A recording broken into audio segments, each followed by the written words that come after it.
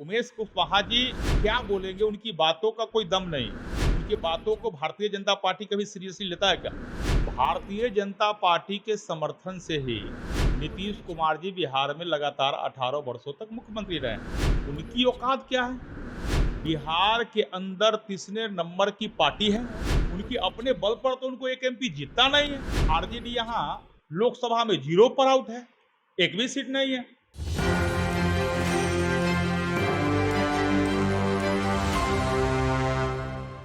नमस्कार, मैं मनीष और आप देख रहे हैं एक न्यूज़ 24। हमारे साथ मौजूद हैं भाजपा विधायक लाखेंद्र पासवान जी। लाखेंद्र जी, सुशील मोदी को लेकर के श्रवण कुमार का बयान आया। उन्होंने कहा कि सुशील मोदी फूहड़ नेता हैं। क्या कहेंगे आप? अब श्रवण कुमार जी यदि बोल रहे हैं, श्रवण कुमार जी तो ऐसी ही किसी किसी बात पर रिएक्ट करते रहते हैं। भारतीय जनता पार्टी के समर्थन से ही नीतीश कुमार जी बिहार में लगातार 18 वर्षों तक मुख्यमंत्री रहे। उनकी क्या औकात है? उनकी औकात क्या है? बिहार के अंदर तीसरे नंबर की पार्टी है वो, और तीसरे नंबर के पार्टी वाला भारतीय जनता पार्टी दुनिया का सबसे बड़ी पार्टी है और बिहार में भी बड़ी पार्टी है। हमारे आरजेडी और हमारे बीच में बराबर के फैसला है। यहां तक कि आरजेडी यहां लोकसभा में 0 पर आउट है, एक भी सीट नहीं है। भारतीय जनता पार्टी सबसे बड़ी पार्टी है और उसके 17 गो एमपी हमारे यहाँ है, जबकि वो अगर 16 गो एमपी नीतीश कुमार जी के और श्रवण जी को आज है बिहार के अंदर, तो भारतीय जनता पार्टी के आशीर्वाद से है। उनकी अपने बल पर तो उनको एक एमपी जीतता नहीं है। तो जो तीसरे नंबर के पार्टी हो और वह व्यक्ति भारतीय जनता पार्टी के किसी नेता को कहे जिनका कोई वजूद नहीं है, तो ऐसे नेताओं को तो शर्म लगना चाहिए। अरे भाई, वही सुशील कुमार मोदी उप मुख्यमंत्री बिहार के थे और नीतीश कुमार जी सुशील कुमार मोदी जी के पहल पर ही आप लगातार मुख्यमंत्री रहे हैं। और कल तक तो सुशील कुमार मोदी जी का चालीसा यही श्रवण जी पढ़ा करते थे। आज इनको लगता है जो सुशील कुमार मोदी जी कुछ नहीं है। तो देखिए, एक गिरगिट के तरह रंग बदलते हैं। और बिहार के अंदर ये बात तो सही है कि जिस प्रकार जनता दल यू, श्रवण कुमार जी और नीतीश कुमार जी अपना रंग बदलते हैं, उनके रंग बदलने से तो गिरगिट भी शर्मा जाएगी। उनका रंग जो है वो गिरगिट भी शर्मा जाएगी। उनको जब लगता है, अब जिस पार्टी के समर्थन से, भारतीय जनता पार्टी के समर्थन से लगातार आप शासन में है, आपका तो अपना कोई वजूद नहीं है। कभी भाजपा के ब्लैकमेल करते हैं तो कभी आरजेडी के ब्लैकमेल आप करते हैं। आपकी अपनी क्या वजूद है? जिस व्यक्ति को अपने पांव तले जमीन खिसक गई है, वो आदमी दूसरे की चिंता करे, ये तो कहीं से शोभनीय नहीं है। और जो स्वयं शीशा के घर में है, वो दूसरे पर पत्थर मारे, ये कितना बड़ा ज्ञानवान हो सकता है? लोग इस पर कल्पना कर सकते हैं। इसलिए श्रवण कुमार जी के बातों को बहुत हम लोग इसको पॉइंटली नहीं लेते हैं। श्रवण जी अपन बोलते रहते हैं, उनका काम है बोलना। विधानसभा में तो उनको लोग मास्टर साहब लोग कहता है, जब तैसन तब तैसन। श्रवण जी की बात तो चलता रहता है।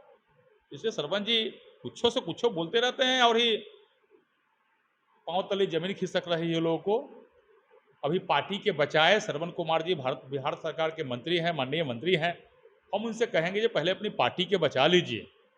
आरजेडी के साथ आपने जो कमेंट किया था पार्टी को विलय कर देने का, आप पहले विलय करके देखिए। तो जनता दल यू को यदि आपने आरजेडी में विलय कर दिया तो जनता दल यू का 60% कार्यकर्ता भारतीय जनता पार्टी के समर्थन में खड़ा हो जाएगा, उनकी पार्टी समाप्त हो जाएगी।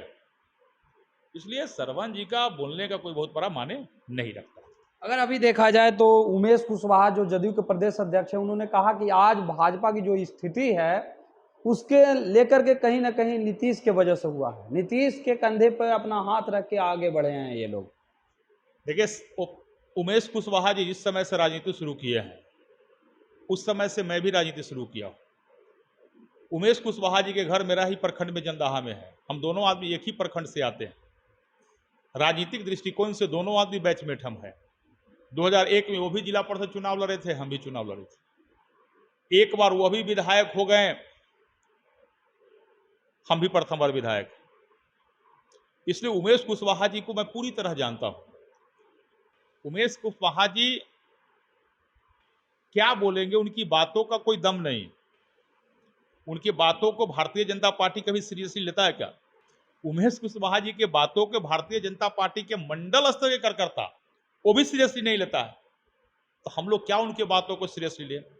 थोड़ा सा भी इनका पॉलिटिकल गणित उनको बुझने आता है, क्योंकि जनता दल यू का प्रदेश अध्यक्ष तो पॉलिटिकल गणित तो उनको बुझने आता ही होगा। तो उनको यह मालूम होना चाहिए भारतीय जनता पार्टी की कृपा से ही बिहार के लगातार मुख्यमंत्री नीतीश कुमार जी बन कर रहे हैं। वो भाजपा की कृपा से। हमारी और उनका सीट का क्या फर्क है? उनसे दुगनी हमारी सीट है लगभग, फिर भी उनको मुख्यमंत्री बनाकर रखे हुए हैं। तो जिनका राष्ट्रीय अध्यक्ष, जिनका नेता को हम लोग मुख्यमंत्री बनाकर रखे हुए हैं, लगातार रखे थे, भाजपा की कृपा से मुख्यमंत्री बनकर रहे थे। उमेश कुशवाहा जी भी चुनाव जीते हैं, तब भाजपा की कृपा से जीते थे चुनाव। तो उनको तो अपनी वो क्या बोलेंगे? भारतीय जनता पार्टी को आईना दिखाने से पहले आसमान में अगर सूर्य पर कोई थूक फेंकता है तो उसको अपना सर पर आकर गिरता है। इसलिए भारतीय जनता पार्टी दुनिया की सबसे बड़ी पार्टी है, और जनता दल यू के प्रदेश अध्यक्ष उमेश कुशवाहा जी यदि भारतीय जनता पार्टी पर को यह कहते हैं कि इनकी क्या औकात है, तो हमें लग रहा है दुनिया के लोग और बिहार के लोग उनको हंसी पर उठ लेगा, मजाक के सिवा उनकी बातों को कोई सीरियसली नहीं लेगा। 13 जुलाई को आप लोगों ने विधानसभा मार्च किया था, जिस दौरान लाठी चार्ज की गई, लाठियां बरसाई गई और नियोजित शिक्षकों को राजकर्मी दिलाने के लेकर के। अब नीतीश कुमार ने एक बैठक भी की है। कयास ये लगाया जा रहा है कि 4 लाख नियोजित शिक्षकों को राजकर्मी का दर्जा मिलेगा। क्या कहेंगे आप? ये देहात में कहावत है, शंख बजी है कि बजी है। उसके बाद का लाइन मैं नहीं बोलूंगा। तो भारतीय जनता पार्टी ने 13 जुलाई के जिसका चर्चा आप कर रहे हैं, हम लोगों ने यही मांग तो रखा था। भाई बिहार के अंदर जिस समय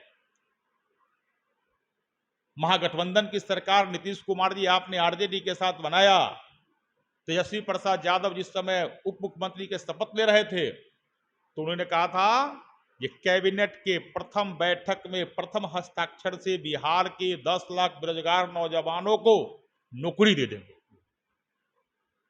जब भतीजा ने कहा 10 लाख, तो चाचा ने कहा कि 20 लाख को नौकरी देंगे। याद होगा आप लोग को, मीडिया के साथ ही आप लोग चलाए थे।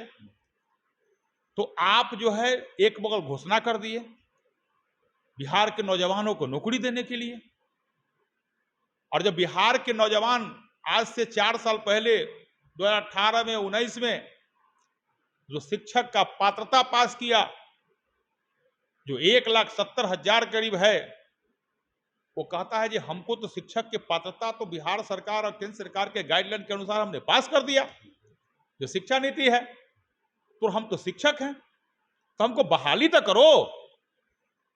और ये लोग बिहार सरकार ने कहा कि नहीं, अब आपकी बहाली बीपीएससी के माध्यम से होगी। अगर मुख्यमंत्री जी अगर बिहार में उनकी मुख्यमंत्री हैं और उनको यह कह दे लोग, जब भाई आप विधानसभा तो जीत कर चुनाव आए नहीं है, आप एमएलसी बन के मुख्यमंत्री बने हैं, तो पहले आप पुनः विधानसभा चुनाव जीतिए और तब आप मुख्यमंत्री बनिए, तब मंजूर होगा क्या? देश संविधान से चलती है, नियम कानून से राज चलती है। और ये लोग कौन सा, ये तो हिटलर शाही है। जो व्यक्ति ने सीटेट किया, बीटेट किया, शिक्षक का पात्रता पास किया, 4 साल 5 साल पहले जिसको बहुत लोग को शादी तय हो गया, विवाह हो गया, वैसे लोगों को आप कह रहे हैं कि बीपीएससी की परीक्षा पुनः दीजिए, उसके साथ अन्याय है कि नहीं? तो वही मांग तो हम लोग कर रहे थे। जो शिक्षक पात्रता पास है उसे बीपीएससी के बाध्यता को समाप्त करके उन्हें डायरेक्ट नियोजन ज्वाइन कराओ।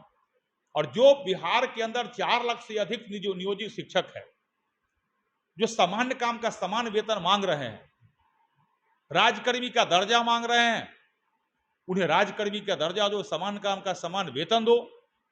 क्योंकि एक ही विद्यालय में वो पढ़ाते हैं सुबह से लेकर शाम तक, और किसी को 70,000 वेतन देते हैं, किसी को 24,000 रुपया वेतन देते हैं, तो साइकोलॉजिकल उसके दिमाग पर इफेक्ट पड़ता है, मानसिक रूप से वो प्रताड़ित होता है और उसको पढ़ाने में भी मन नहीं लगता है।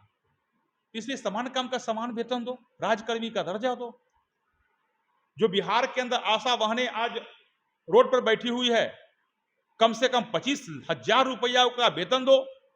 जो किसान सलाहकार रोड पर बैठे हुए हैं, जो आंगनबाड़ी सेविका सहायिका रोड पर बैठी हुई थी, इस सब जो मांग कर रहा था उस पर बिहार सरकार लगातार लाठी चला रहा था। इस सब मांगों के समर्थन में हम लोगों ने 13 तारीख को गांधी मैदान से विधानसभा पैदल मार्च का शांतिपूर्ण ढंग से आंदोलन रखा था। भारतीय जनता पार्टी के कार्यकर्ता, हजारों कार्यकर्ता के साथ, बिहार के हजारों जनता के साथ, अपने सांसद माननीय विधायकों के साथ हम लोग शांतिपूर्ण ढंग से उनके मांगों के समर्थन में रोड पर चल रहे थे। लेकिन बिहार सरकार डर सी गई। इन्होंने एक बार लगा जे बिहार के अंदर जनरल डायर वाला विषय आ गया, अंधाधुंध लाठी चलाओ, अंधाधुंध फायरिंग करो, आंसू गैस गोला। बिहार के सैकड़ों आम जनता घायल हो गया, जिसके कपार फूटी, सर फूटा। सैकड़ों भारतीय जनता पार्टी के कार्यकर्ता घायल हो गए, दर्जनों विधायक और माननीय सांसद घायल हो गए। उसी में भारतीय जनता पार्टी का एक कार्यकर्ता शहीद हो गया, विजय कुमार सिंह। तो ये तो लोकतंत्र की हत्या कर रहे हैं नीतीश कुमार जी, तेजस्वी यादव जी, या आरजेडी की सरकार मिलके, महागठबंधन की सरकार मिलके लोकतंत्र की हत्या किया है। अपने अधिकारों के मांग के लिए हर आदमी को बाबा साहब भीमराव अंबेडकर जी ने संविधान दिया, शांतिपूर्ण तरीका से हमें अपने अधिकारों को मांगने का अधिकार है, लेकिन लोकतंत्र की हत्या करने का अधिकार आपको किसी ने नहीं दिया। अगर एक विजय सिंह के इन्होंने हत्या करवा दी भारतीय जनता पार्टी के कार्यकर्ता को, इनको लगता है कि भाजपा के कार्यकर्ता के बिहार भर में मनोबल टूट गया है, तो ऐसे निकम्मी सरकार को हम चैलेंज देते हैं कि विजय सिंह के शहादत आपकी सरकार 2024 और 25 में, जो 24 में तो आप कुछ हो नहीं, अब 25 में भी आपकी सरकार का जो है कि नीतीश कुमार जी और तेजस्वी यादव जी के सरकार का विजय कुमार सिंह जी का शहादत इनके ताबूत का अंतिम कील साबित होगा। तो आपने सुना, ये थे बीजेपी विधायक लखिंदर पासवान जी, जिन्होंने सीधे तौर पे कहा कि 13 जुलाई को जो हम सभी ने विधानसभा मार्च रखा था, वो मुख्य मुद्दा था हमारा नियोजित शिक्षकों को राजकर्मी का दर्जा दिलाना। जिन शिक्षकों को, अभ्यर्थियों को बीपीएससी तैयारी के तहत एग्जाम लेना है, उनको डायरेक्ट नियोजित किया जाए। इन सभी मांगों को लेकर के आए थे और आज बिहार के मुख्यमंत्री नीतीश कुमार अगर इस बात को मानने के लिए तैयार हैं, तो कहीं ना कहीं ये भाजपा की जीत है और 2024 में भाजपा लोकसभा चुनाव में पूर्ण बहुमत से जीतेगी और 2025 में विधानसभा में महागठबंधन सरकार का सुपड़ा साफ होना बिल्कुल तय है। इस तरह के तमाम अपडेट के लिए देखते रहें एक न्यूज़ 24। कैमरामैन पिंटू के साथ मैं मनीष, पटना।